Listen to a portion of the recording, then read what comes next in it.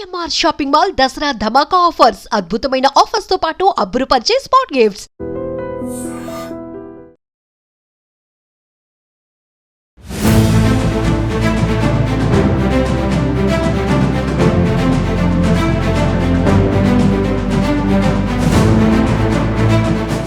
నమస్కారం, welcome to I dream. నేను మీ సంగీత. కేంద్ర ప్రభుత్వం కొత్తగా ఒక పాలసీని తీసుకురావడం జరిగింది. దాని పేరు వచ్చేసి స్క్రాప్ పాలసీ. అసలు ఈ స్క్రాప్ పాలసీ ఎందుకు ఉపయోగపడుతుంది, ప్రజలకు ఏ విధంగా దీన్ని ఉపయోగించుకోవాలి అనేది తెలుసుకోవాలంటే మనం ఒక్కసారి ఈ వీడియోలో పూర్తి సమాచారాన్ని మాట్లాడుకునే ప్రయత్నం చేద్దాం. ఇప్పుడు సెంట్రల్ గవర్నమెంట్ స్క్రాప్ పాలసీ ఎందుకు తీసుకొచ్చింది అంటే, ఒక వెహికల్ కంటూ దానికి ఒక లైఫ్ టైం అనేది ఉండడం జరుగుతుంది. దాని ప్రకారంగా ఆ వెహికల్స్ ఎక్కువ రోజులు మనం వాడినట్లయితే అది మనకు ఇబ్బంది కలిగించే అవకాశం ఉంటుంది. మనం రోడ్ల మీద చూస్తుంటే కొన్ని లక్షలలో వెహికల్స్ తిరుగుతూ ఉన్నాయి. కేవలం ఒక తెలంగాణ ప్రాంతంలో చూసుకుంటేనే 1,80,00,000 వెహికల్స్ రోడ్ల మీద ప్రయాణం చేస్తూ ఉన్నాయి. అయితే దాంట్లో 80,000కు పైగా ఈ ఏవైతే వెహికల్స్ ఉన్నాయో అవన్నీ కూడా వాటి లైఫ్ టైం అయిపోయిన వెహికల్సే రోడ్ల మీద తిరుగుతూ ఉన్నాయి. దానివల్ల అంటే ఒక వెహికల్కి వచ్చేసి 15 సంవత్సరాలు మాత్రమే ఆ వెహికల్ని యూజ్ చేయడానికి ఉంటుంది. లేకపోతే 15 సంవత్సరాల కంటే మనం ఒక్క రోజు ఎక్స్ట్రా యూజ్ చేసినా సరే మనకు చాలా ఇబ్బందులను అనేది ఎదుర్కొంటూ ఉంటాం. ఎందుకంటే పొల్యూషన్ ఎక్కువగా అవుతుంది దానివల్ల. తర్వాత ఇంజన్ సరిగ్గా పనిచేయకుండా పోతుంది, మనం ఎన్నిసార్లు సర్వీస్ చేయించినా సరే. అదే విధంగా కొన్నిసార్లు వెహికల్స్ రోడ్డు మీద వెళ్తున్నప్పుడు షార్ట్ సర్క్యూట్ అయిపోయి కూడా వెహికల్స్ మంటలలో కాలిపోతూ ఉంటాయి. అదే విధంగా ఆయిల్ అనేది, ఇంజన్ ఆయిల్ అనేది కారిపోతూ ఉంటుంది. మనం ఎన్నిసార్లు చెక్ చేయించినా, ఎన్నిసార్లు సర్వీసింగ్ తీసుకెళ్ళినా సరే దాని లైఫ్ టైం అనేది అయిపోయింది. కాబట్టి మనం ఎన్నిసార్లు చేయించినా మళ్ళీ రిపేర్కు వస్తూనే ఉంటుంది. సో ఒక వెహికల్ లైఫ్ టైం వచ్చేసి 15 సంవత్సరాలు అని చెప్పేసి గవర్నమెంట్ గుర్తించి, దీనివల్ల ఎక్కువగా ప్రజలు ఇబ్బంది పడుతున్నారు, అదే విధంగా పొల్యూషన్ కూడా ఎక్కువగా అవుతుంది అని చెప్పేసి సెంట్రల్ గవర్నమెంట్ ఈ స్క్రాప్ పాలసీని తీసుకురావడం జరిగింది. ఈ స్క్రాప్ పాలసీ వల్ల ఏమవుతుంది అంటే, ఒక వెహికల్ ఏదైతే మన దగ్గర ఉన్న వెహికల్ 15 సంవత్సరాల కంటే ఎక్కువగా ఉంటే మనము ఎలా అప్రోచ్ అవ్వాలి, దీన్ని ఏం చేయాలి అని అంటే, మొత్తం తెలంగాణ ప్రాంతంలో ఒక 3 కంపెనీస్కి కూడా ఈ స్క్రాప్ అనేది ఇవ్వడం జరిగింది. అంటే ఎలా అంటే, ఒక వెహికల్ 15 సంవత్సరాలు అయిపోయింది మన దగ్గర ఉంది అని అంటే మనం ఫస్ట్ వాళ్ళని అప్రోచ్ అవ్వాలి. అయిపోయిన తర్వాత వాళ్ళు ఏం చేస్తారు అంటే, మన వెహికల్కు ఉన్న ఆర్సీని పంపించమని చెప్పేసి అంటారు. పంపించిన తర్వాత వారు మొత్తం చెక్ చేసుకుంటారు. అంటే మన ఆర్సీ మీద ఏమైనా చలాన్స్ ఉన్నాయా, అదేవిధంగా లోన్ ఏమైనా ఉందా, దాంతోపాటు యాక్సిడెంట్స్ ఏమైనా జరిగాయా లేదా అని. ఒకవేళ ఏమీ లేవు ఇలాంటివి అని చెప్పేసి అనుకున్నప్పుడు వాళ్ళు ఒక నో అబ్జెక్షన్ సర్టిఫికేట్ NOC అనేది మనకు ఇవ్వడం జరుగుతుంది. ఒకవేళ ఉన్నాయి అని తెలిసింది అనుకోండి, ఇందులో ఈ మూడిట్లలో ఏది ఒకటి ఉన్నా కూడా ఆ వెహికల్కి NOC అనేది వాళ్ళు ఇవ్వకుండా ఉంటారు. ఎందుకంటే ఇది గవర్నమెంట్ త్రూ నుంచి జరుగుతున్న ప్రాసెస్ అంతా కాబట్టి వాళ్ళు చాలా పకడ్బందీగా స్టెప్ బై స్టెప్ ఆ విధంగానే వెళ్ళడం జరుగుతుంది. ఇదంతా కూడా ఇప్పుడు మనం ఏవైతే కంపెనీస్ చెప్పామో ఆ కంపెనీస్ అన్ని కూడా, స్క్రాప్ కంపెనీస్ అన్ని కూడా గవర్నమెంట్ ఆధీనంలోనే పనిచేయడం జరుగుతుంది. అయితే ఇక ఒకవేళ NOC అనేది మనకు సర్టిఫికెట్ వాళ్ళు ఇష్యూ చేస్తారు. ఇష్యూ చేసిన తర్వాత ఆ సర్టిఫికెట్ ప్లస్ తర్వాత మన వెహికల్ని వారు ఏదైతే కంపెనీ అడ్రస్ చెప్తారో అక్కడికి తీసుకువెళ్లాల్సి ఉంటుంది. ఒకవేళ మీరు తీసుకువెళ్ళలేకపోయినా సరే వారు ఏం చేస్తారంటే వాళ్ళ ఎంప్లాయీస్ని పంపించి ఆ వెహికల్ని తీసుకుపోవడానికి వస్తారు. కాకపోతే తీసుకెళ్ళడానికి అయిన ఖర్చులు మాత్రం మనమే భరించాల్సి ఉంటుంది.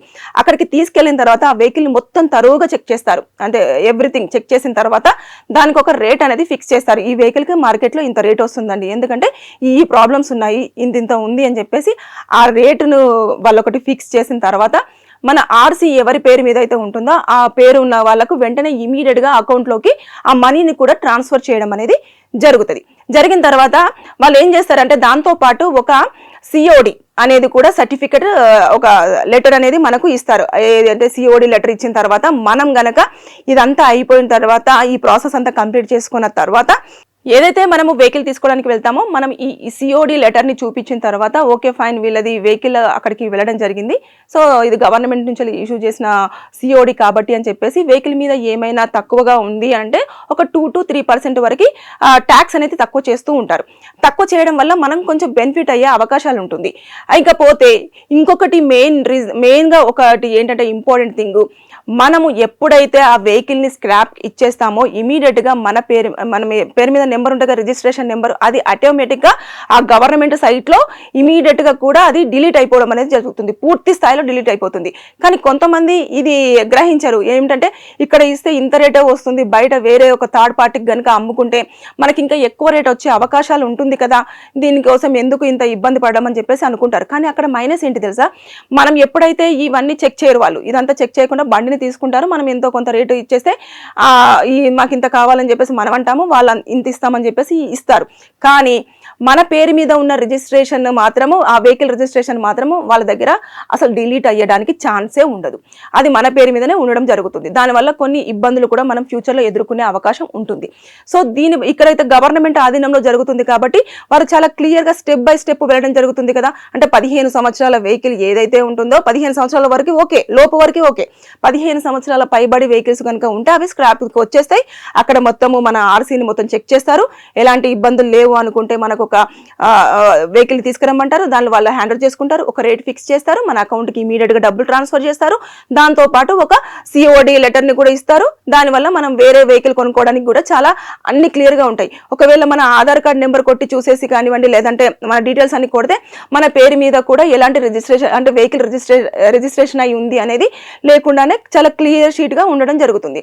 సో ఇది అన్నింటిని దృష్టిలో పెట్టేసుకొని గవర్నమెంట్ చాలా పక్కడ్బందీగా చర్యలు తీసుకోవడం జరిగింది. అంటే ఇప్పటి వరకు కూడా ఈ స్క్రాప్ కోసం వచ్చిన వెహికల్స్ కూడా చాలా ఉన్నాయి. మొత్తం ఒక ఏదైతే ఉందో మన బస్సులు వచ్చేసి మొత్తం 7 బస్సెస్ వచ్చాయి. మొత్తం అవి అన్ఫిట్ అని చెప్పేసి అనుకునేలాగా ఒక 7 బస్సెస్ వచ్చేసాయి. మిలిటరీ వెహికల్స్ వచ్చేసి 4 వచ్చాయి. అదేవిధంగా కార్లు వచ్చేసి 160 వచ్చాయి. 2 వీలర్స్ వచ్చేసి 40 to 50 వెహికల్స్ కూడా ఇప్పటి వరకు వారి వెహికల్స్ కి లైఫ్ టైం అయిపోయింది కాబట్టి స్క్రాప్ ఇవ్వడం జరిగింది.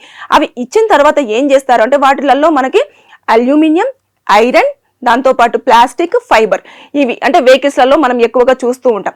అయితే వీటిని అన్నింటినీ కూడా డిఫరెంట్ వేలలో కలెక్ట్ చేసేసి వాటిని మొత్తం కూడా ఒక రోలర్లో వేసేసి దాన్ని మొత్తం ఇంత పెద్ద వస్తువుని కాస్త ఇంత చిన్నగా చేసేసి లారీలలో పంపిస్తూ ఉంటారు. ఇవి కూడా గవర్నమెంట్ తోటి డీల్ అయిన వాళ్ళకు మాత్రమే మనం సేల్ చేయాల్సి ఉంటుంది. అంటే గవర్నమెంట్ డీల్ అయిన వాళ్ళకి ఈ 3 కంపెనీస్ ఎవరైతే ఉన్నారో వాళ్ళు సేల్ చేయాలి. దానిపైన జిఎస్టీ అనేది కూడా కంపెనీ తీసుకోవడం జరుగుతుంది. కంపెనీ ప్రొవైడ్ చేస్తుంది. దాంతోపాటు అది గవర్నమెంట్కు ట్యాక్స్ రూపేణా కట్టడం కూడా జరుగుతుంది. అంటే ఇంత క్లియర్ గా కూడా ఈ స్క్రాప్ సంబంధించిన స్కీమ్ ఏదైతే పాలసీ ఉందో దాన్ని తీసుకురావడం జరిగింది. దీనివల్ల చాలా వరకు కూడా అన్ఫిట్ గా ఉన్న వెహికల్స్ అన్ని కూడా మనం ఇప్పుడు ఏదైతే ఇబ్బంది పడుతున్నామో అవన్నీ కూడా మనము దానికి ఇచ్చేస్తే అన్ని రకాలుగా సేఫ్ సైడ్ గా ఉంటుంది. అంటే వెహికల్ కొంతమంది సెంటిమెంట్ గా యూజ్ చేస్తూ ఉంటారు. సో దాన్ని స్క్రాప్ కి ఇవ్వకపోయినా కూడా వాడకుండా ఉండడం చాలా ఉత్తమం. దాంతో పాటు ఇంకొకటి కూడా గవర్నమెంట్ మెన్షన్ చేయడం జరిగింది. ఎప్పుడైతే ఇలాంటి వెహికల్స్ కొంతమంది సెంటిమెంట్ గా ఇంట్లో ఉంచేసుకొని రోడ్డుని మనం యూజ్ చేసుకోము. అంటే వినియోగదారుల చట్టం కింద ఎలా ఉంటుందంటే మనం ఒక వెహికల్ ని రోడ్డు మీకు తీసుకెళ్తే జనాల మధ్యలో కానివ్వండి, తర్వాత రోడ్డు యూజ్ చేసుకుంటాము, మౌలిక సదుపాయాలన్నీ కూడా యూజ్ చేసుకుంటూ ఉంటాం కదా. దానికోసం మనం ట్యాక్స్ అనేది పే చేస్తాం. వెహికల్ ట్యాక్స్ కింద, మోటార్ వెహికల్ యాక్ట్ కింద కొంచెం ట్యాక్స్ అనేది పే చేస్తూ ఉంటాం కదా. ఇప్పుడు ఏదైతే మనము వెహికల్స్ మనం యూజ్ చేయని వెహికల్స్ ఏవైతే ఇంట్లో సెంటిమెంట్ గా పెట్టుకున్న వెహికల్స్ కొన్ని ఉంటాయి కదా, దానికి ట్యాక్స్ కూడా పే చేయాల్సినంత అవసరం లేదు అని సెంట్రల్ గవర్నమెంట్ ఆల్రెడీ అనౌన్స్ చేయడం అనేది జరిగింది. సో ఇలాంటివన్నీ కొత్తగా కూడా గవర్నమెంట్ మన ముందుకు తీసుకురావడం జరుగుతుంది. దీనిపైన ఎప్పటికప్పుడు మనం ఇన్ఫర్మేషన్ అనేది తెలుసుకుంటూ ఉంటే అన్ని రకాలుగా మనం శ్రేయస్కరం. ఇప్పుడు చూసారు కదా 15 సంవత్సరాల వెహికల్ ఏదైనా కూడా కొంతమంది ఎన్నో ఇయర్స్ బ్యాక్ కొంటారు, కానీ సెంటిమెంట్ గా దాన్నే యూజ్ చేస్తుంటారు. అలా కాకుండా ఇప్పుడు కొత్త వెహికల్ కూడా తీసుకునే అవకాశం ఉంది. మన పేరు మీద రిజిస్ట్రేషన్ కూడా చాలా నీట్ గా క్లియర్ గా ఆ గవర్నమెంట్ సైట్ లో పూర్తి స్థాయిలో డిలీట్ అవ్వడానికి కూడా గవర్నమెంట్ అది ఇన్బిల్డ్ గా కూడా అందులో పెట్టడం జరిగింది. దాంతో పాటు ఈ ఏదైతే ఉంటుందో ఇమీడియట్ గా గవర్నమెంట్ ఒక రేట్ ని ఫిక్స్ చేసి అకౌంట్ లో కూడా ఇంకా మనము బేరాసారాలు ఏమి ఉండవు. ఇంకా వాళ్ళు ఒక రేట్ ఫిక్స్ చేస్తారు, దాన్ని బట్టి మన అకౌంట్ లోకి మన ముందే ఇంకా వచ్చేస్తుంది అన్నట్టు. ఇలాంటివన్నీ జరిగిపోతున్నాయి కాబట్టి ఇంకా పేపర్స్ ఇలాంటివన్నీ ఏమీ చూడరు. ఇంకా వాళ్ళకి కావాల్సింది ఒక ఆర్సీ మాత్రమే. ఆర్సీ ఇచ్చేస్తే పూర్తి స్థాయిలో ఆ వెహికల్ని హ్యాండిల్ చేసుకొని డబ్బులు ఇచ్చేస్తారు. సో మీకు కనుక అంటే నాకైతే ఈ సెంట్రల్ గవర్నమెంట్ తీసుకొచ్చిన ఈ స్క్రాప్ పాలసీ మాత్రం చాలా నచ్చింది. ఎందుకంటే అన్ఫిట్ గా ఉన్న వెహికల్స్ వల్ల చాలా మంది ఇబ్బందులు పడుతున్నారు, కొంతమంది ప్రాణాలు కూడా కోల్పోతున్నారు. కాబట్టి ఇది మంచి స్టెప్ అని నేనైతే అనుకుంటున్నాను. ఎవరికైనా ఈ వీడియో చూస్తున్న వారికి లీగల్ గా ఏమైనా సమస్యలు ఉంటే అది ఫ్యామిలీ పరంగానే కానివ్వండి, లేదు అనుకుంటే ల్యాండ్ పరంగానే కానివ్వండి, ఏదైనా లోన్స్ వేధింపులు కానివ్వండి, ఇలాంటివి ఏమున్నా సరే కింద కామెంట్ రూపంలో మీ ప్రాబ్లమ్ని తెలియజేయండి. దానిపైన నేను వీడియో చేసి మీకు పూర్తి సమాచారం ఇవ్వడానికి ప్రయత్నం చేస్తాను. Thank you. నిజంగా ప్రస్తుతం ఉన్నటువంటి సమాజం దేనికి ప్రయారిటీ ఇస్తుంది? ఆర్థిక సంబంధాల చుట్టూ మాత్రమే తిరుగుతుంది. మళ్ళీ ఎన్నికలంగానే చాలా విరక్తి కలుగుతుంది. మంచి అనిపిస్తుంది కదా, లేడీస్ కూడా ఛాలెంజింగ్ జాబ్స్ చేసినప్పుడు చాలా బాగుంటది. ట్రాఫిక్ అసిస్టెంట్స్ గా నియమించిన ట్రాన్స్జెండర్స్ అందరితో సాల్యూట్ చేయించుకుంటున్నారు. ఫుడ్ డెలివరీ ఇవ్వటానికి వెళ్ళినటువంటి డెలివరీ బాయ్ అనిల్ పై కళ్ళ ముందు